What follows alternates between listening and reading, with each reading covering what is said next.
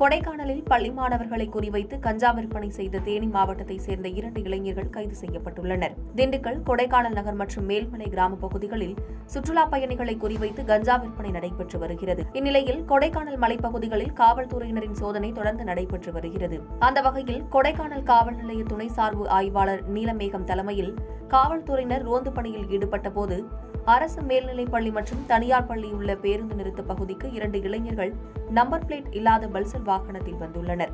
அவர்களை பிடித்து விசாரணை மேற்கொண்டபோது அவர்களிடம் இருந்து 5 கிராம் எடையுள்ள 20 கஞ்சா பாக்கெட்டுகள் இருப்பது தெரியவந்தது. இருவரும் தேனி மாவட்டம் மீனாட்சிபுரம் பகுதி பசுமராமபுரத்தை சேர்ந்த விக்கி மற்றும் தேனி மாவட்டம் கெங்குவார்பட்டியை சேர்ந்த சரவணன் என்பது தெரியவந்தது. இருவரையும் காவல் நிலையம் அழைத்து வந்து விசாரணை மேற்கொண்டதில் பள்ளி கல்லூரி மாணவர்களை குறிவைத்து 5 கிராம் பாக்கெட்டுகளை தயார் செய்தது தெரியவந்துள்ளது. இதனைத் தொடர்ந்து அவர்களின் இருசக்கர வாகனம் பறிமுதல் செய்யப்பட்டது. பாதகம் செய்பவரை கண்டால் நாம் பயங்கொள்ளலாகாது பாப்பா, மோதி மிதித்து விடு பாப்பா, அவர் முகத்தில் உமிழ்ந்து விடு பாப்பா.